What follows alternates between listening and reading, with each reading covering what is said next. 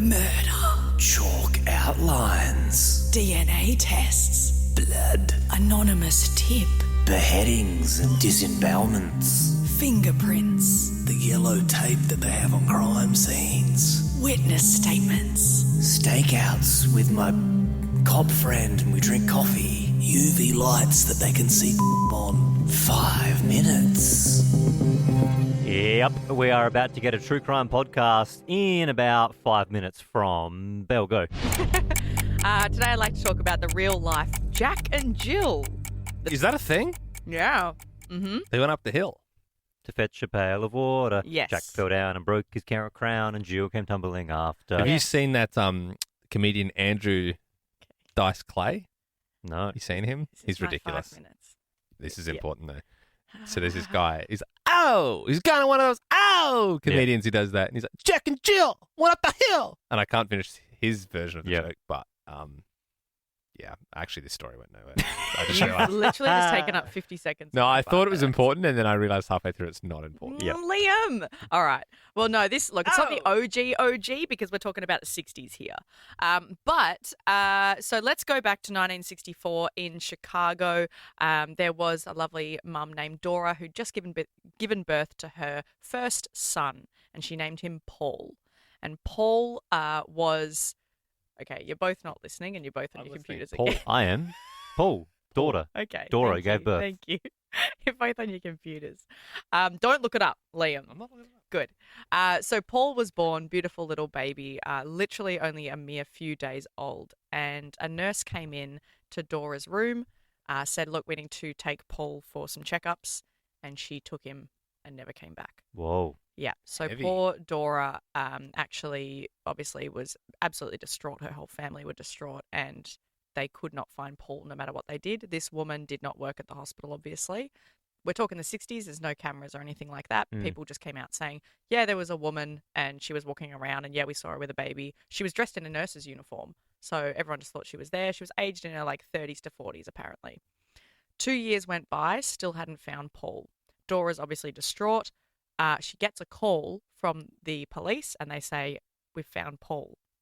He was left in a pram. He's currently 2 now, left in a pram in a shopping centre by someone who looked kind of well off, and he seems okay. He seems well. He's all right.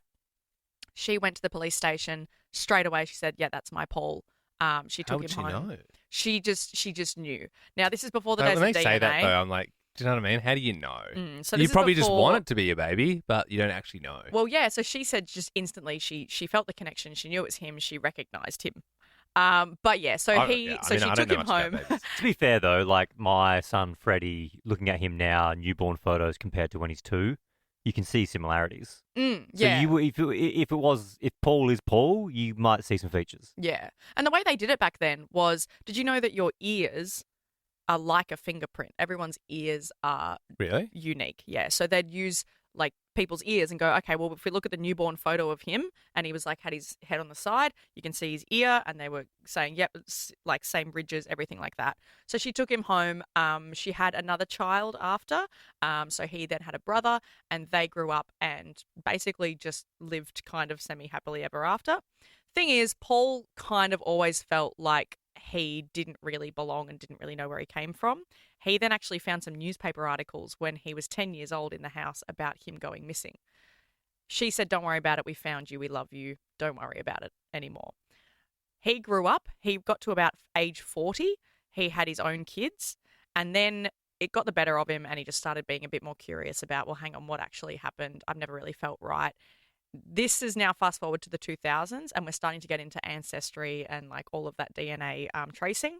He got in touch with them, gave them some DNA, also got some DNA of his parents, his mum and dad, so Dora, and his dad Chester.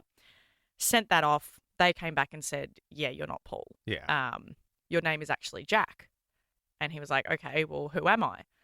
They said, your name's Jack and you have a twin sister called Jill. So if we go back to the 60s when he was actually born, he was a boy named Jack, his twin sister Jill. Their mum did not like them. She literally just abandoned them, left them in the house, was terrible. Gave them funny names as well. Well, yeah, she always just said, I don't want Lazy, to have the twins. I would say lazy names. So the thing is, though, the sad part is the family knew that she didn't really like her twins, and she was like, it's too much work. I can't deal with it. One day the twins disappeared and no one ever asked any more questions. So this is actually the real life Jack. He didn't know where his mum had left him, why, what happened. So she'd just gone to the shopping centre, left him. What happened to Jill, we don't know. Jill to this day is still missing and possibly is living a life. We don't know. Maybe she left Jill somewhere else. But the real life Paul, who got taken from the hospital, where is he? No! We'll never know. We'll never know. Do you want me to just give it to you quickly? Yep. All right, super quickly. All right, so the people with all the DNA, they went, no worries. Let's do it now. Let's go back and open this cold case. Where is baby Paul? They then used DNA again. They tracked down people who they believed were distant cousins that then got to kids, to 2 daughters. The daughters realized their dad, whose name is Kevin, was actually the famous Paul, said, Dad, you're the missing kid. Turns out he looked identical to his dad. He actually did the same career as his real life dad without even knowing it. His personality was exactly the same. So does that mean then that his mum, fake mum, stole him? Is the one that stole? Yeah, his real mum's Dora, but does that mean then he realised his mum was a kidnapper? So his mum had just passed away, and so never knew if she was the one that stole him from the hospital or not. But he always felt like he wasn't right either. He then connected with Dora and said, oh my gosh, you're my real mum. She said, I found my real Paul. They were about to get in touch. Jack out. Get rid of that loser. Well, so actually, side note, when Paul, but actual real life Jack, said to Dora, I'm not Paul, she said, I did have a feeling since the moment I saw you that you weren't my kid, but I decided that I wanted my son back so bad that I adopted you. That's what. Yeah, I get exactly that. what. Yeah, that's what I was kind of getting at. I think you just want it. She wanted it so bad that she was like, "Yep, same ear, everything's fine. He's my son." They were about to meet, and then he died right before they met in real life. Seriously? Yeah, died of cancer. Jack and Paul. Sorry, real life Paul and his mum Dora, and she was just about to meet him. Oh, that's heavy. Yeah.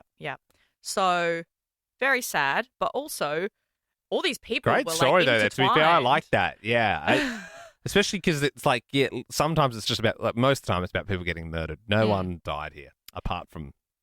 There was. We don't know where Jill is to this day. Okay, Jill's still missing, and I was sugarcoating. Yeah. All right, we'll see you in the next one. And that's it. Liked that podcast? There's heaps more to listen to if you just scroll back or download the Nova Player app. Ben, Liam, and Belle.